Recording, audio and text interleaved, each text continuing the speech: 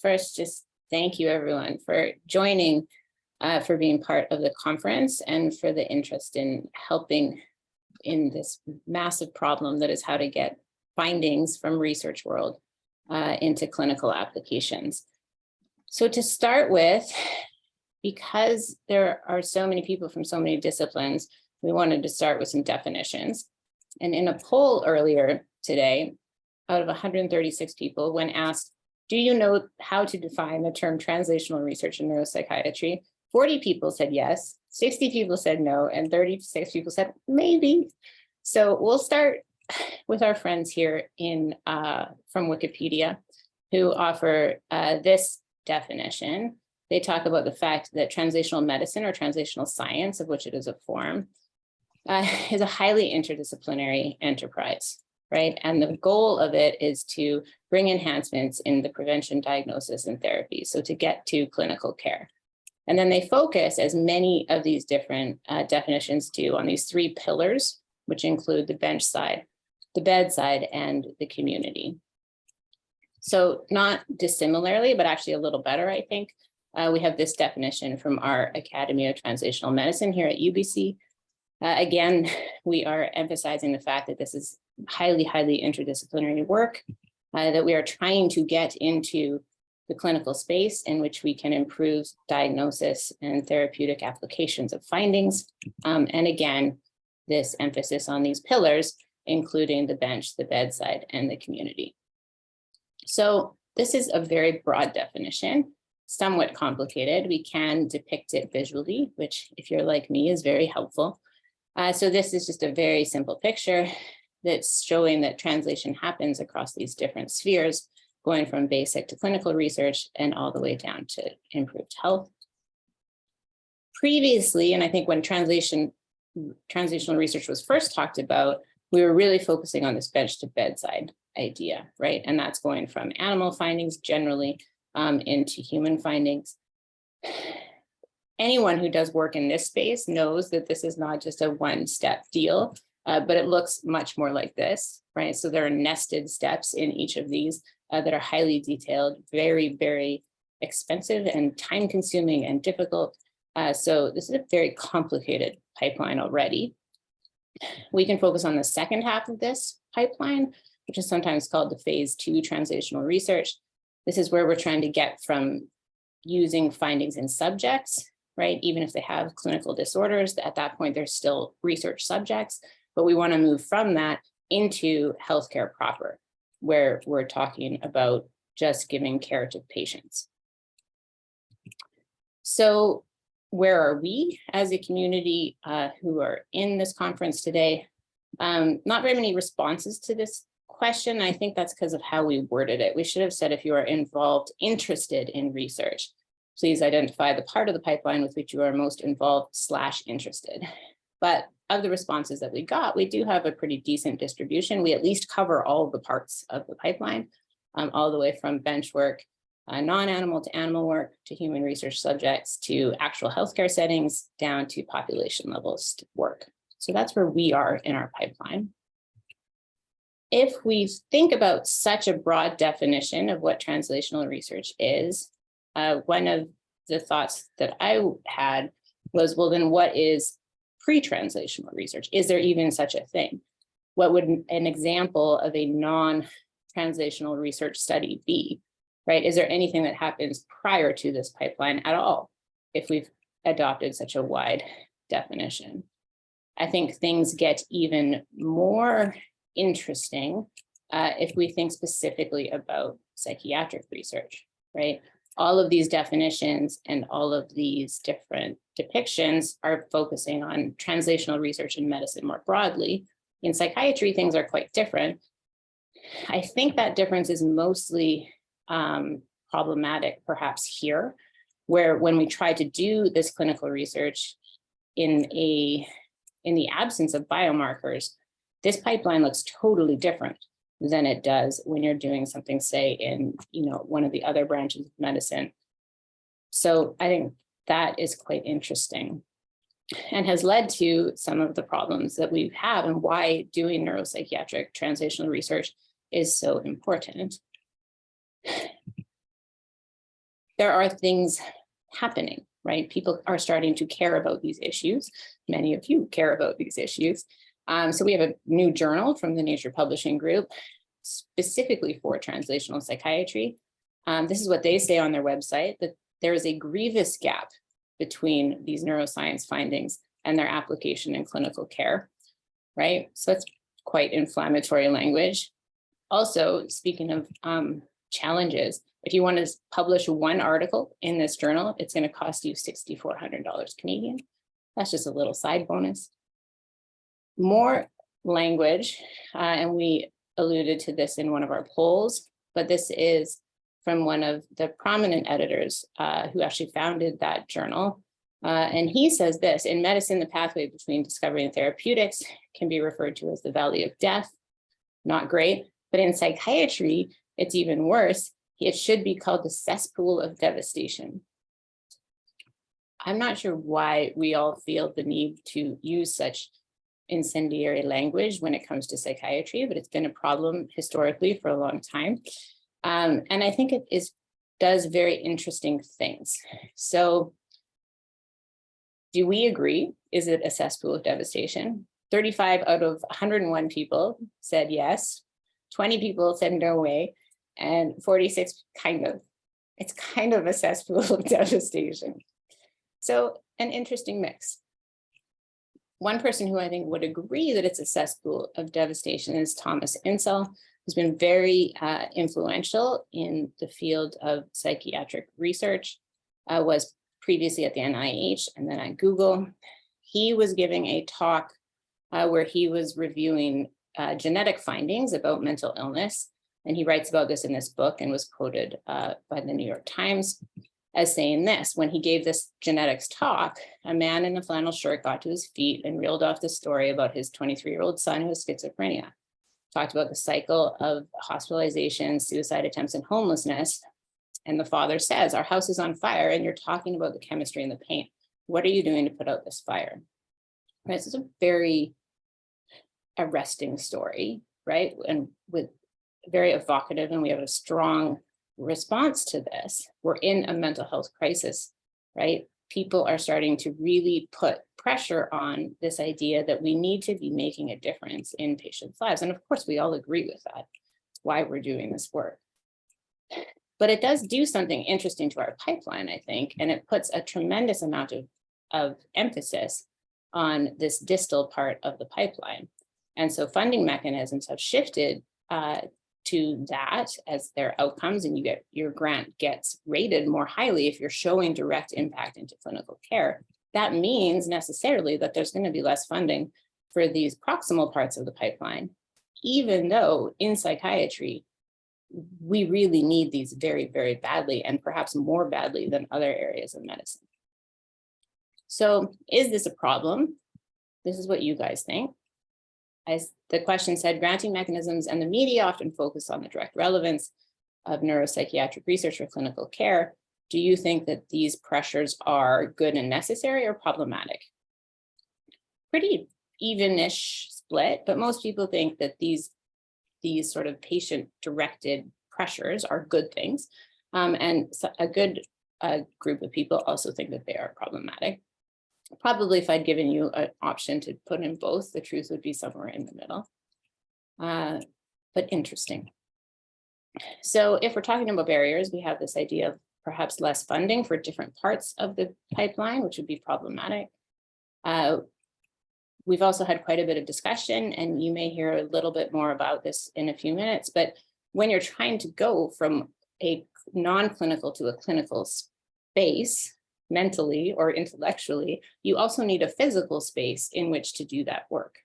And so the problem here is that you need many of the requirements of a clinical space, regulation-wise, care-wise, infrastructure, but you're not generating clinical income, you aren't a clinical space. So where is this hybrid space? And these are very difficult to come up with and to protect and to have be sustainable in different institutional settings. So hybrid spaces are, I think, a big one.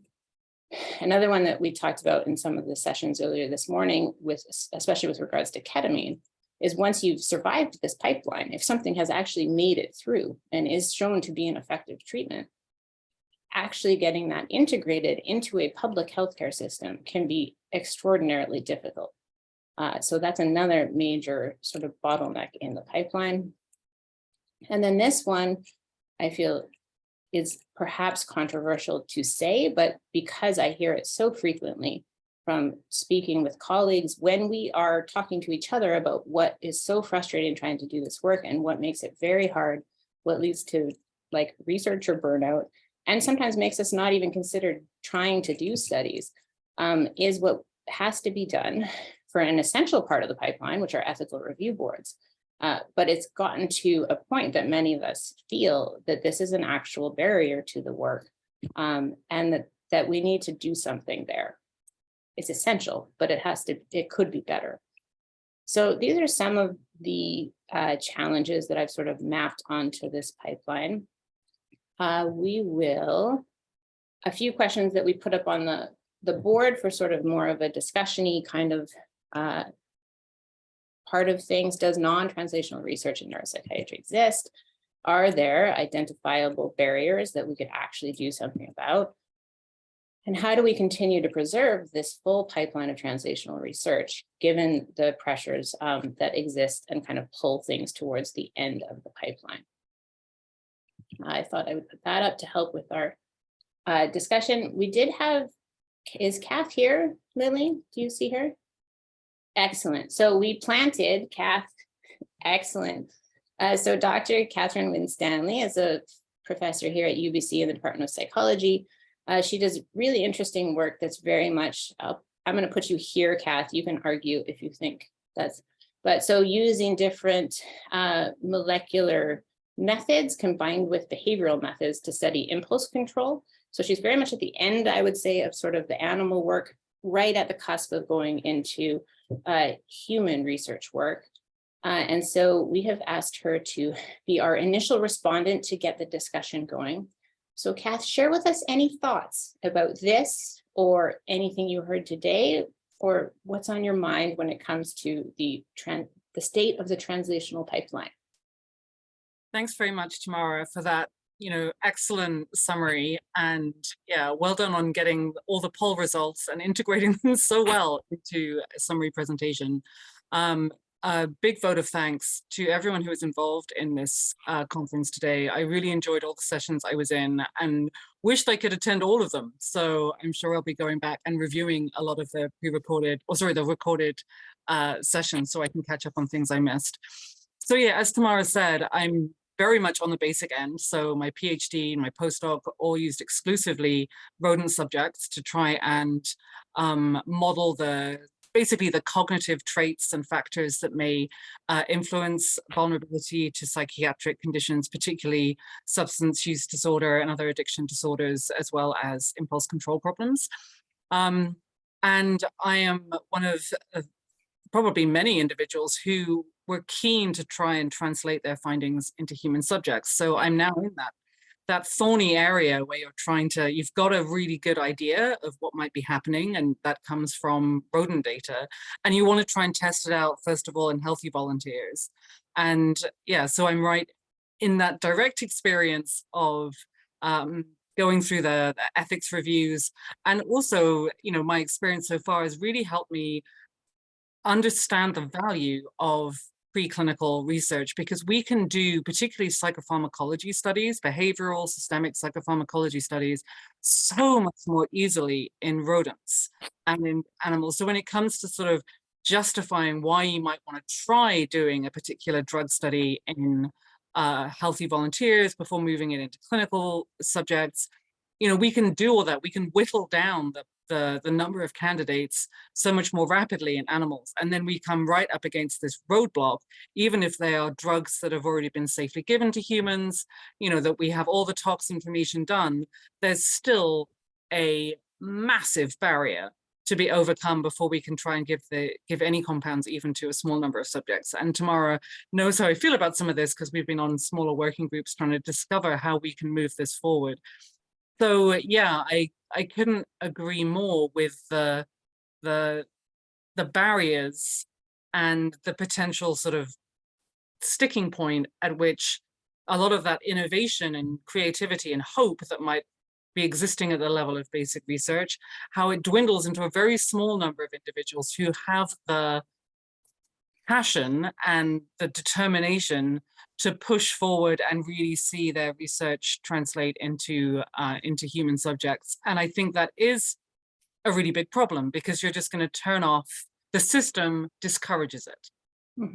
And that is the absolute opposite of what we need in psychiatry, with, you know, so many issues with relying on, you know, big pharma, you know, for their deep pockets. They're going to have a very different agenda when it comes to figuring out if they want to invest in moving any candidate molecules or treatments forward.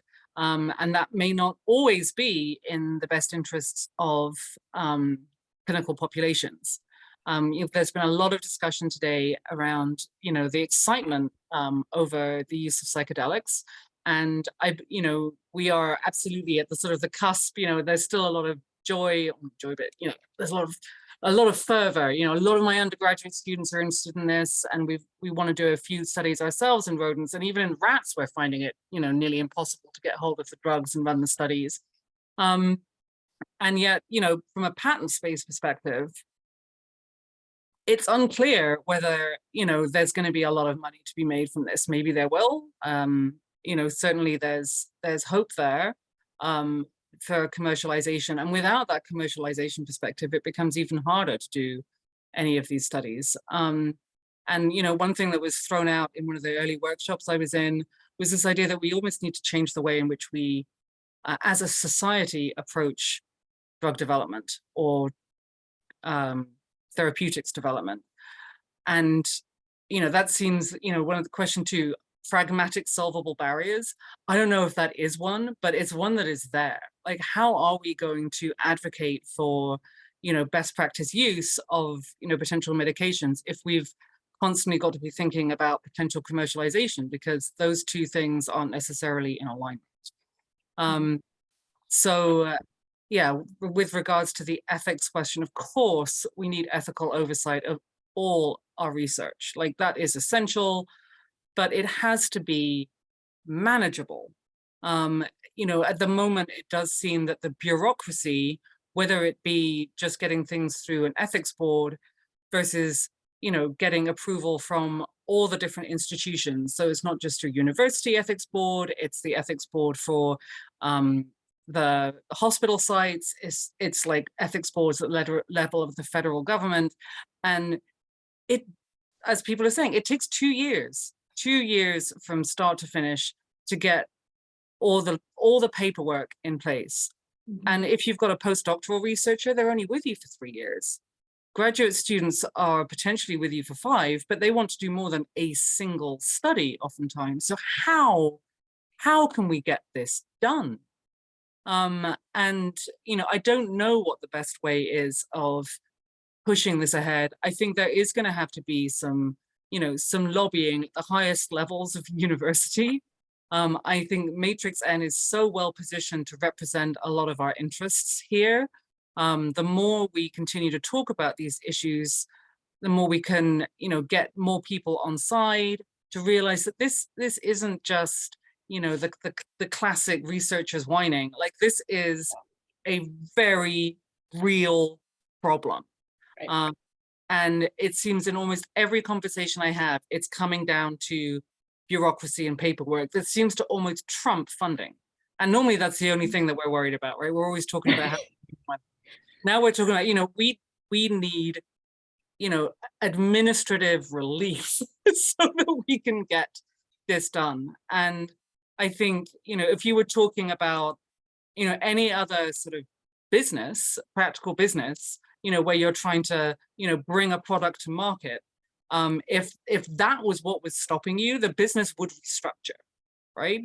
If there's clear need and there's potential solution, and the only thing that's getting in your way is like an aspect of the bureaucracy, then there would be, you'd get rid of it. You just like, right, well, let's just fix this problem. And we can't fix it on our own. It's going to have to be a real group effort. So that's, I guess those are kind of my thoughts on this. Yeah, those are great. It's very interesting to me because we're on the same side as we have the same concerns as the ethics board do, and they're very, we all talk we come from the same place. We want the same things. So it's just interesting to me that it's become this massive, massive problem that we literally all talk about all the time, and we made it, right? So we could potentially possibly fix it. But let's maybe see, Lily, are there any questions that we should know about, or are we free to keep riffing? Okay. I don't see anything. Okay, would you add anything? I'm just going to go back to this.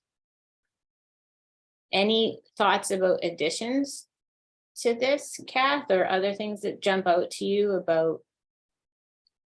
Yeah, I was probably one of the people who, I write grants for both CIHR, which is our health research funding mechanism, and NSERC, which is our basic science, where you don't mention any clinical significance. And I think there are definitely still non-translational research projects happening. I think almost as soon as you are affiliated with anything with respect to the Faculty of Medicine, that does make it harder to get those NSERC grants.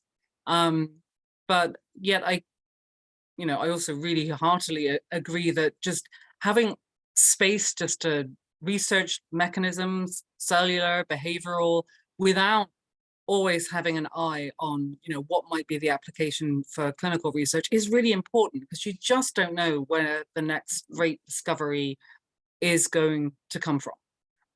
And, just thinking about optogenetics, the fact that you have this light sensitive protein, it's found in algae, that, people studying that weren't necessarily thinking that it could transform neuroscience. They were just, this is kind of a cool thing that, happens in plants, and yet it's, changed so much of the way neuroscience is done. So yeah, I am. So you would put some discovery level science back here where we're just trying to learn about a compound or the brain or something that doesn't have a clear translational eye or vision for that work. You would say that is a pre-translational activity. I think, yeah.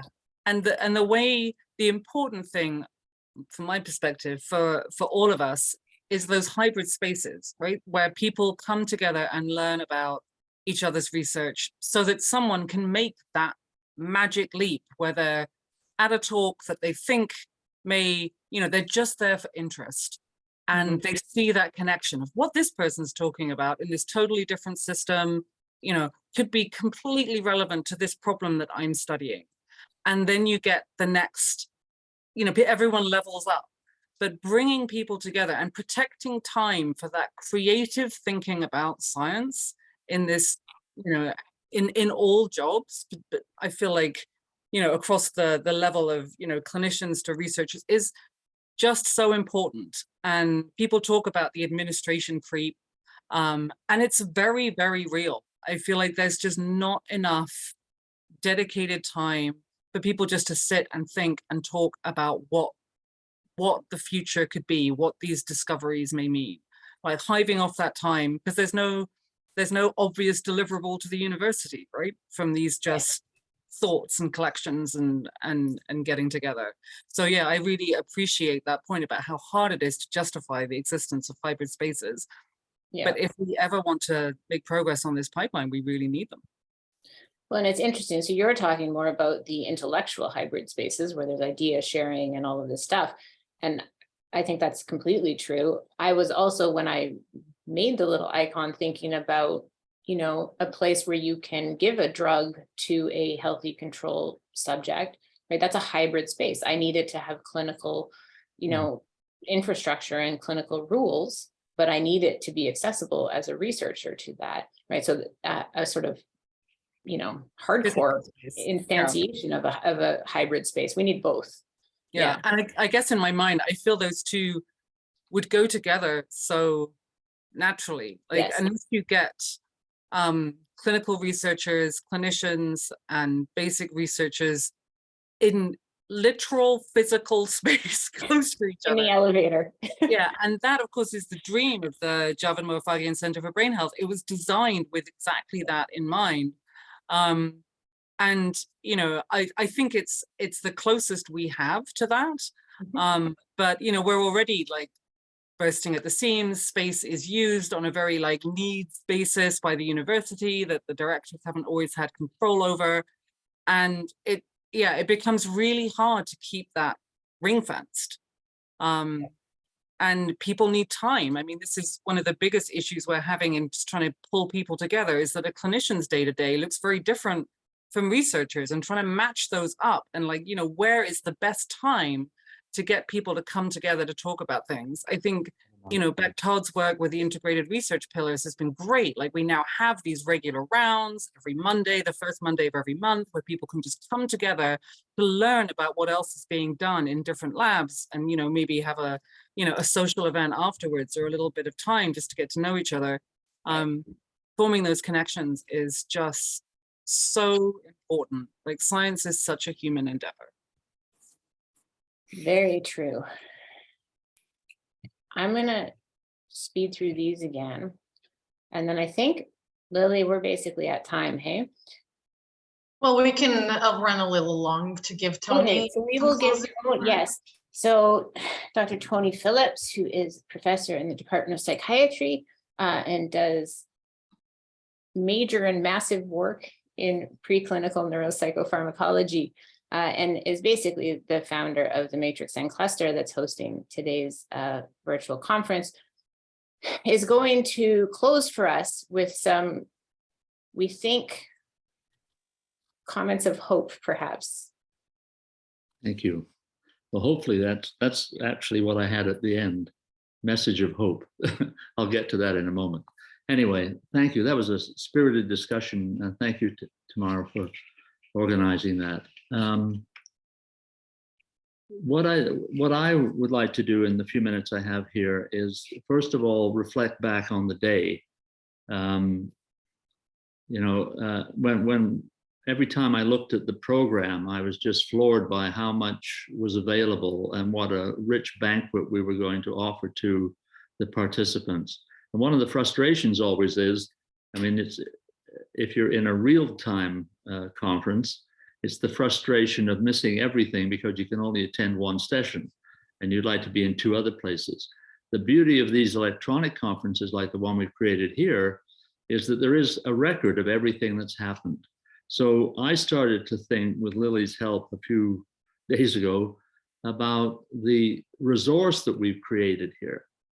We've not only brought people together and discussed some very important issues, but we've actually created a resource that we now have, which is part of the purpose of MATRIX-N. And so I'm going to sit down with my colleagues and try to figure out how we can make the best use of this resource. Obviously, we're going to be putting it on our beautiful new website, and people can access it as they wish. But we could also use it, perhaps, and this isn't decided, but it's an idea, to create some, to repurpose the information that we have and create some virtual seminar series or what have you that occur at a fixed hour every week, and we represent some of the material that we have and encourage chats maybe on the web again. And then what I was thinking is that if we could somehow or other assess the work that's part of this conference and then bring the people here in person. Kath, you were talking about the need to bring us together, face to face. That's essential. And so I was listening in on the workshop that Lily organized, and it was amazingly good. And to have some of those colleagues come here in person and interact with the group at UBC, I think would be a great step forward. So I'm hoping that we can take the efforts of today and use it as a lasting legacy for the cluster. The other thing that I've been impressed by today is, and again, this was not top down, it was bottom up, all of the involvement of our younger colleagues. We're blessed by having 6 junior scholars that get a small stipend from the cluster budget. And they've played an active role. Many of them were chairing sessions and being directly involved. And we've had colleagues from every level of the professorship scale involved in this meeting. So it really is delightful to see everybody engaged. Somebody also touched on the breadth of the different areas represented by the participants at the conference. So from those levels alone, I think that this has been a remarkable event, and one that we'll hopefully replicate again next year, should we have our application for renewal granted. The other thing, it sort of builds on Tamara's point about how do we go forward. So one of the things that I think is important, and again, thank you for putting up Tom Insel. I also included him in my opening remarks, and we won't go into it right now, but one of the big points he's making is a message of hope. He thinks that we have the basic building blocks to actually fix the broken mental health system, but what we need to do is to have an integrated approach as to how to do that. And one of the shortcomings is the having properly trained personnel that can participate. Somebody's got to start making a big investment in training people at that clinical interface who can also work alongside academically trained psychiatrists. So, but in Tom's book, he also made the point and provided some very good examples. One that sticks in my mind related to childhood leukemia, where when he began his medical studies, 90% of the children that were afflicted by this disorder died. And 40 years later, 90% survived. And so then he goes through an analysis, well, how did that happen?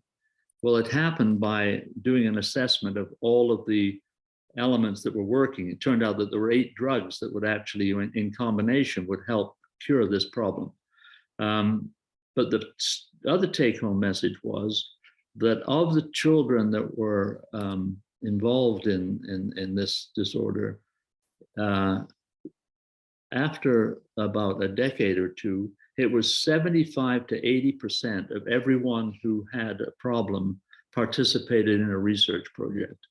So I think that one of the things that we have to do, and maybe MATRIX-N can help, is to change the attitude towards research and to see that you're not only helping yourself by participating in a research program, but you're also helping others.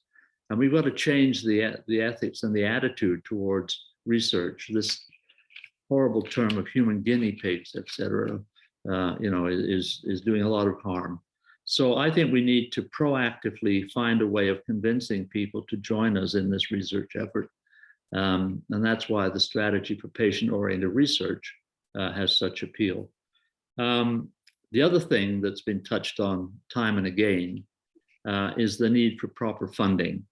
In my session earlier today, Trevor Robbins was pointing out that there was a golden decade in Europe where they had funding for high-level integrative programs. And then that all dried up in 2015. I don't know which one of the 17 British prime ministers was responsible for it, but anyway, it was political. So, and then the European initiative, medicine, again, it dried up. So someone has to get the message across to politicians that funding has to be at appropriate scale and it has to be committed for a reasonable length of time to actually get some value out of the investment. In Canada, we're facing a woefully inadequate funding of all of the tri-council efforts in science. And if something doesn't happen quickly, I don't know where the stipends for graduate students and the money for doing basic and clinical research is going to come from. But if that isn't fixed, this may be a pipe dream, as we're showing on our slide. But I'm confident that the message has been received by government. Maybe we'll see some meaningful change over the next 12 months. The other thing that we talked again offline a little bit about the need for dedicated space. So your little icon, the little house, Tammy, we really need that. One thing we've already encountered in our discussions around Matrix-N is the total lack of space, not only to do a clinically oriented research program, you know, with a defined clinical outcome, but as Kath was saying, she would like to translate her preclinical work into studies with healthy human subjects that are quite willing to participate.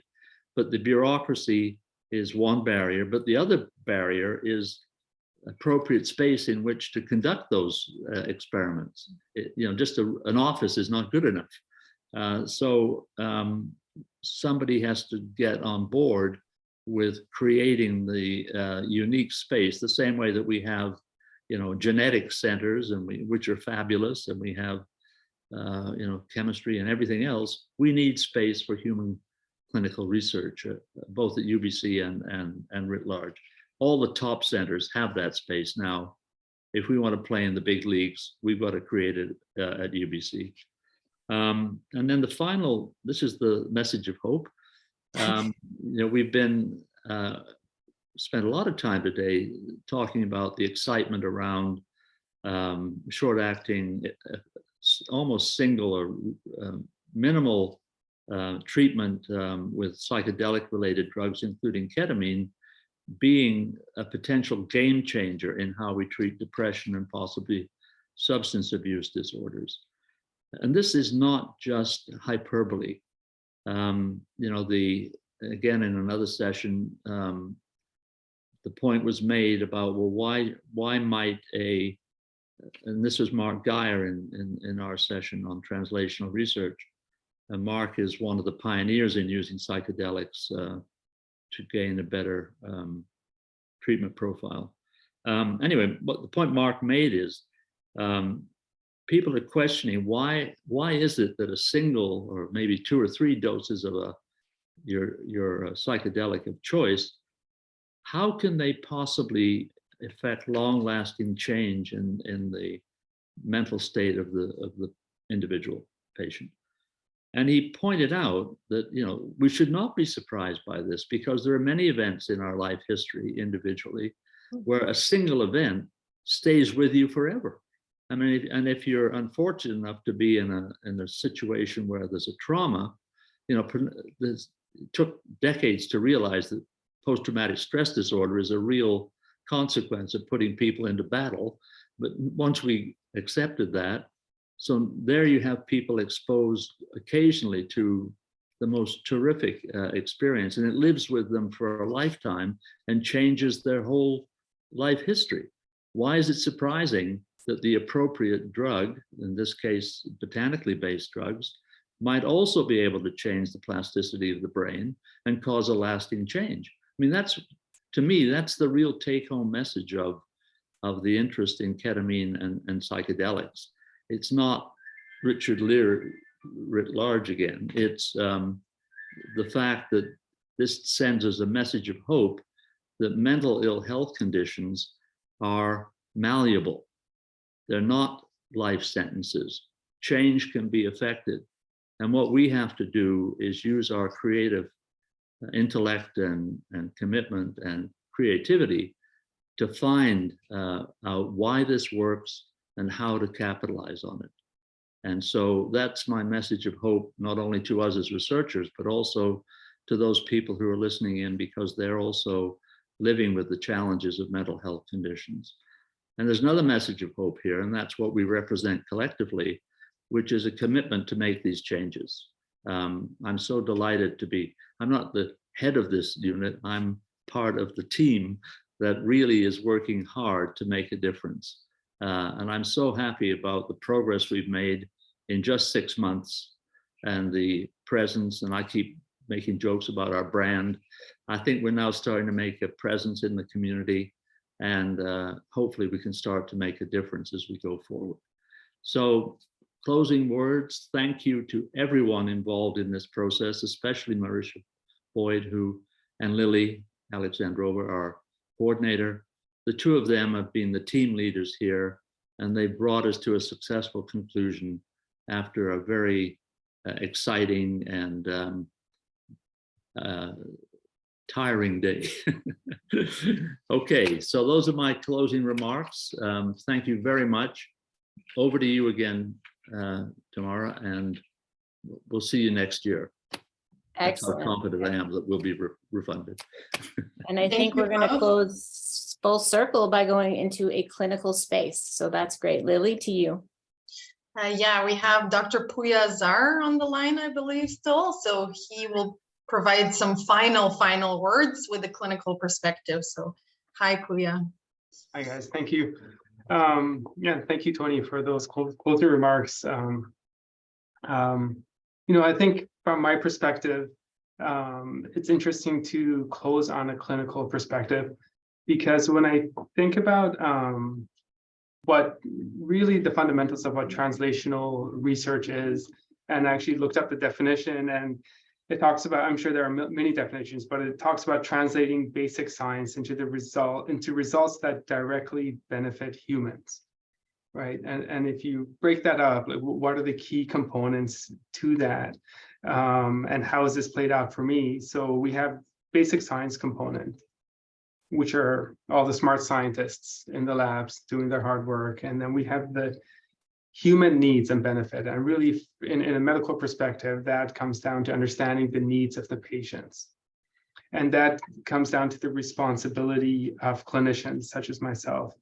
So in thinking about what my responsibility as a clinician is when it comes to translational research, I think fundamentally it comes down to, as clinicians, changing the way essentially we see the world around us and how our clinical practice unfolds. And what I mean by that is our need to innovate. And I think one of the key components to innovation is tolerating uncertainty and risk. Because when we look at the way we do things, there's often two perspectives. One perspective is, this is how things are done. This is what's predictable, and this is how we're going to do things. And then the other perspective is thinking about, how else can we do things? What is another solution to this clinical problem? And what are the possibilities? And that's where the risk comes in, because you cannot introduce something new to the world and be certain of the results. So you cannot introduce a research question and be certain of what's going to happen. And from a clinical perspective, when patients are involved, that's where the risk and uncertainty comes in. So as a clinician, I can think about my patients, I can think about what we do things and the limitations. And I can daydream about what other possible solutions there might be. But that's where the extent of my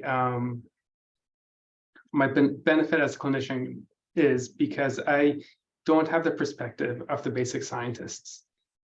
And that's where that real need to not work in silos comes in, and to have this open line of communication between clinicians and scientists. Because I have to come up with this clinical problem that I'm uncertain about the results, and I have to be able to communicate that to basic scientists. And I have to rely on them to be able to apply scientific solutions to my clinical problem. And when that happens, we then have this direct flow of knowledge and science from basic scientists to solving clinical problems to benefiting our patients. I've asked one of my close colleagues, Professor Samus, to help me with the closing remarks here, just because what I'm describing has worked out beautifully in our collaboration, because in my clinical work, I came across a profound clinical problem that is resulting in a multitude of my patients dying from overdose, right? And it was just almost purely by chance that I was able to meet Professor Samus, talk about the problem, and we've been able to innovate this game-changing solution. And through the process, our program has grown organically and really demonstrates this flow of knowledge from basic science to directly to our patients. And I'm going to ask Glenn if he's able to just say a few words about how that process played out and this need to not work in silos, because I think I'd be remiss to provide some closing comments and not include the perspective of basic scientists in translational research. So I'm Professor Samus. I'm a professor in the chemistry department here at University of British Columbia. And definitely on the research side, I'd say the technology research side, especially in chemistry, where you get, the further away you get from the health fields, the more siloed we tend to get. So a lot of what we tend to do, as I often say, is we develop solutions in search of problems. And I have to say, most of my translational work has been pure serendipity. Like what we did, actually, how the work with Dr. Azar started off kind of differently, and then actually with the discussion with him, that's actually what morphed it into a really interesting translational project, and I think has a lot of opportunities. And that was complete serendipity in how we managed to de-silo ourselves, so to speak. And actually, Professor Phillips and I have a lot of collaborations, historical collaborations. And that also started almost as complete serendipity in terms of how we got going with those collaborations as well. So I think one of the benefits of these kind of translational exercises is removing some of those barriers.